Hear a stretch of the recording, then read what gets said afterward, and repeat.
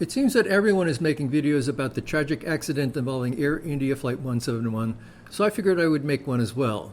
But I will focus on issues other than the cause of the accident, even though the release of the preliminary report on the accident has caused quite a stir and uproar. On June 12, 2025, Air India 171 was a scheduled flight from Ahmedabad, India to London Gatwick, a trip of about 9.5 hours. Ahmedabad, by the way, is about 280 miles north of Mumbai and has a population of over 5 million. The plane was a Boeing 787-8 Dreamliner. After a seemingly normal takeoff, the plane seemed to lose all power and it crashed into a nearby neighborhood, killing all but one person on board the plane and more than a dozen people on the ground. An indication of the total loss of power was seen in a closed-circuit TV image of the plane as it passed near the end of the runway. Extending out the bottom of the plane is a device known as a ram air turbine, or RAT, which is a small propeller that powers an electrical generator and gets deployed automatically if a plane ever suffers a total loss of electrical power. It has come in handy on many flights in the past. In this case, I wondered if one could determine how far into the flight this particular image was taken. With the release of the preliminary report, we now have a more definitive timeline for the flight, and thus there is an increased interest in knowing how the RAT deployment fits in with other events, in particular, the time of cutting of fuel to the engines. After that, I will discuss how various people have reacted to the preliminary report, and I will focus on claims of problems with the Dreamliner, in particular, claims made by Mary Schiavo, who was interviewed numerous times by news websites seeking to draw on her expertise in aviation. Here is an overview map of the airport and the path of the plane from initial roll to the end of the flight. The location of takeoff itself is just an estimate. I attempted to construct a mathematical model calculating acceleration, speed, and distance down the runway as a function of time based on information given in the preliminary report. At this point, I don't think it worth giving the details since it doesn't add much beyond what is presented here. Details on the location of the RAT image will be given in a couple of slides. Here I give a table of the important events during the flight, including my estimated time that the RAT image was taken. It appears to have been taken about 6 seconds after the right fuel control switch had transitioned from run to cutoff. In the column for ground speed, I note that the preliminary report gave all speeds as indicated airspeed. I have converted to ground speed by making use of the following assumptions. 1. The air temperature at the airport was 310 Kelvin. 2. The air pressure at the airport was 994 millibars, or a pressure altitude of 530 feet. 3. There was a headwind of 5 knots. All these numbers are derived from values given in the preliminary report. Here I show a comparison between the RAT image and a satellite view of the end of the runway at the airport. We don't know exactly where the closed-circuit TV camera was located, but my guess is that it was off to the side of a large concrete pad as shown on the right. The large building in the middle of this pad appears to be a hangar. A large tower visible on the right side of the RAT image can be seen clearly in the satellite image, confirming that the camera must be close to the location that I have it marked. Directly beneath the center of the aircraft, one can see in the distance the international terminal. I think I can match up features in the RAT image with features in the satellite image reasonably well. I drew a line on Google Maps between the assumed camera location and the estimated point on the terminal building that, in projection, is directly beneath the center of the aircraft, and where the line crossed the runway was taken to be the location of the aircraft. The coordinates are shown here. Flight Radar 24 extracted the raw ADS-B data stream for the flight and made them available on its website. Coverage turned out to be rather spotty, with only 4 seconds worth of data during the time that the plane was actually in the air. Fortunately, those data cover the time of interest, and I have marked with a red box the line with the latitude and longitude that most closely matched the RAT image location. It should be noted that the speed data were not in the CSV file provided by Flight Radar 24, but were listed on an accompanying figure. Whatever. Now I'm always cautious with data from flight tracker websites because timestamps come from the particular ADS-B receiver used to collect the data, and their accuracy depends on the local computer keeping proper time synchronization. Back in MH370 days, there were clear time offsets between data collected by different websites, although FR24 seems to be accurate. Caveat emptor. After watching numerous YouTube channels of people dissecting the preliminary report, it became clear that opinions on the cause of the accident could be divided into 2 camps, which I've compiled here. Most Western-based channels adopt the view that the fuel switches being moved from run to cutoff was the root cause of the accident, Whether they were removed deliberately or inadvertently is a separate issue. Furthermore, the movement was not a reaction to some other event such as a dual engine failure of unknown origin. Most Indian-based channels, of which there are many, take the position that it is far too early to blame the pilots, finding it offensive to even consider it, and instead look at the wealth of issues surrounding Boeing and past safety investigations where pilots were unfairly blamed. The fuel control switches remain unexplained. Mary Schiavo is a person firmly in the Boeing did it camp. For this reason, Mary has given live interviews on at least 2 Indian channels and has given what appear to be email interviews on a couple of others. Mary has a very distinguished resume, having served in both government and academia. Her most visible position was as Inspector General at the United States Department of Transportation, where she dealt with what she perceived as numerous safety shortcomings of both the FAA and of the aviation industry. She even authored a book on the problems with the FAA.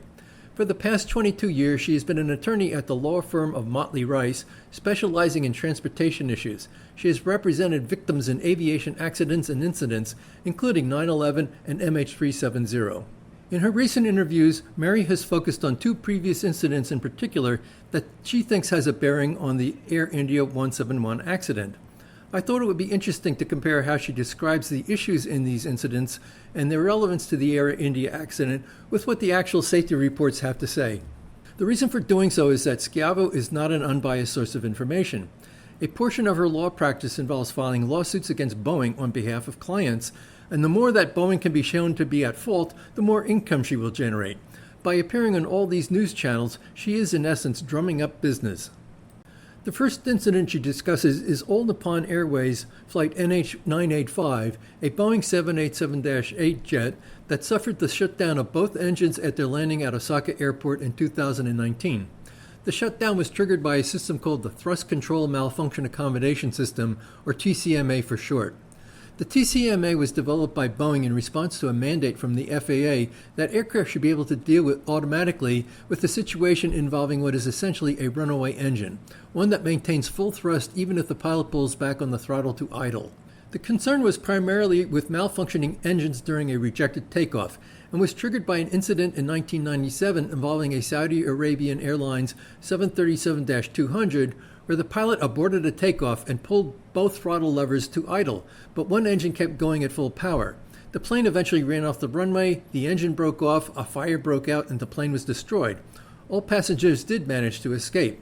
The problem turned out to be a worn-out part in the engine that was slipping, giving erroneous readings to the fuel control system. TCMA was thus designed to deal with the situation where the plane was on the ground, the throttle was at idle, but the engine was still running at high thrust. Schiavo described the ANA incident basically as I've shown here in the 4 bullets. I suspect the thrust control malfunction accommodation. Basically, she's tying this incident to that of Air India. The fuel flow to the engines was stopped as it was coming into land, and the investigation showed that the aircraft did that all by itself because the aircraft and the aircraft software mistakenly thought the plane was already on the ground. The plane came down like a heavy glider. There was an investigation by the United States National Transportation Safety Board, and corrective action was ordered on 787s. Now, the first bullet is opinion, no problem with that. However, the remaining 3 bullets are a complete fantasy. None of what is described there actually happened. So what did happen? Remember, the TCMA is mainly targeted at problems on takeoff, but it is also active during landings, and in particular after the plane's weight-on-wheel system detects that the plane is firmly on the ground. In the case of NH985, the problem was one of interaction between the TCMA and how pilots deploy thrust reverses when landing. You would think there is only one way for pilots to do so, right? Wrong. Pilots have all sorts of creative tricks up their sleeves, and one of them was not anticipated by Boeing, or perhaps Rolls-Royce. This is a problem that was apparently unique to Trent engines, not used by Air India. Normally during a landing, the plane is in a flare with the throttles at idle. It first settles onto the main landing gear, next it tilts forward onto its nose wheel, then the thrust reversers are engaged, and finally the engines are spooled up to generate high reverse thrust. Apparently on a 787 and many other types, it is possible to activate the thrust reverser while the plane is still floating above the ground. That is what happened on NH985. At that point it is also possible, although a bad idea, to spool up the engines. Yet that is also what the throttle jockeys, the pilots, did on NH985. Perhaps recognizing that generating reverse thrust while the plane is still in the air is a bad idea, the pilots then pulled back on the throttle levers to idle. However, the engines did not react immediately. At that point, boom, the plane was now firmly on the ground. TCMA was activated and it saw the throttle levers at idle, but the engines at full reverse thrust power. My gosh, runaway engines! And it shut off the fuel supply. There was no glitch or failure of the TCMA software. It performed exactly as designed. Whether that design was what one might have intended is a different question. In any case, safety was never an issue. The plane was firmly on the ground and under control of the flight crew all the way to the end of rollout. The NTSB never investigated the incident, nor did it issue any airworthiness directives. Now, the incident was actually in the jurisdiction of the Japan Transport Safety Board, since the incident took place in Osaka. As far as I can tell, it never initiated a formal investigation either. ANA has a list of all accidents involving ANA aircraft on its website. This incident is not listed there either. Has there ever been a situation where the TCMA system as implemented during the ANA incident would have come in handy? Oh boy, yes. Cathay Pacific 780 and Airbus A330 on the 13th of April 2010 was on a flight from Surabaya, Java to Hong Kong. Unbeknownst to the pilots, the plane had been refueled with contaminated fuel that eventually froze the fuel control valves in the Trent engines. The plane was stuck with one engine at idle thrust while the other was close to maximum thrust. The plane was forced to land at a speed of 230 knots with no flaps. Had TCMA been available, the runaway engine would have been shut down immediately on landing. Instead, the pilots had to battle it while applying maximum brake. They did manage to stop the aircraft, but the brakes overheated and caught fire, the aircraft was evacuated via slides, and numerous passengers were injured. I cannot say for sure, since the thrust reverser on the runaway engine was apparently activated, so it may have been contributing braking action, but one has to think that the landing would have been much safer had that glitchy, error-prone TCMA software system been installed. The United 613 flight is a more interesting incident than I had first expected. Completely unmentioned by Schiavo, it turns out that both IRUs, inertial reference units, had failed. At some point soon thereafter, the autopilot disconnected, and for the next 14 minutes, the plane was flown under manual control. It was during this time that the altitude excursions occurred. After that, the autopilot was successfully re-engaged, and the flight proceeded uneventfully thereafter back to Lagos in Nigeria. Given that the altitude excursions occurred during the time that the plane was under manual control, how can Mary unequivocally state that the pilot did not do that? It may turn out that it's true, but we don't have the information to say that it is so at present. And no, there were no thrust or engine issues. I have no idea where Schiavo came up with those bogus allegations. The reference to millions of lines of code is simply fear-mongering. At best, it is unhelpful. Finally, what relevance this incident has to Air India 171 is not explained, and as far as I can tell, it has none. The idea that one of the pilots on Air India 171 might have transitioned the fuel control switches accidentally does get mentioned, but as far as I know, it has never been looked at in detail. Historically, is there any instance of a pilot unintentionally flipping the fuel control switches? Surprisingly, the answer is a resounding yes, and it has happened more than once.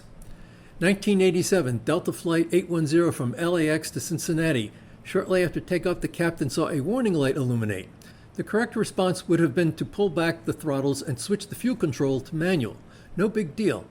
However, rather than push the correct button, the captain instead flipped the fuel control switches to cutoff. It was a classic case of taking leave of your senses. Fortunately, the plane was at a high enough altitude that he could reverse his error, the plane recovered, and they proceeded to their destination, albeit that the captain had to give an explanation of the potentially disastrous situation to his passengers, who were not amused. I am not familiar with the center console of either the 767 or the 787, but as you can see from these images, an array of 5 push buttons just above the fuel control switches and below the throttles that are present on a 767 are absent on the 787. I think one of these buttons was the one at issue, but Boeing has clearly been attentive to subtle ergonomic issues regarding controls on its flight decks. So I don't have any grand conclusions, but we'll just make some final observations. First, neither Air India nor any other airline has so far found any issues with the fuel control switches on any other 787. In fact, the only pilot I've heard describing an encounter with a faulty fuel control switch was on an Airbus. Air India continues to operate flights with its fleet of 787s as if nothing had happened. The flight from Ahmedabad to London Gatwick now operates as number 159. Next, one always needs to be prepared for surprises when trying to figure out the cause of an air disaster. Back in 1996, everyone assumed that TWA Flight 800 was the victim of a terrorist bomb, and it was a great surprise to learn that it was brought down by the detonation of gas vapors in the center fuel tank triggered by an electrical short. Finally, I did not understand how it came to be that Mary Schiavo is licensed to practice law.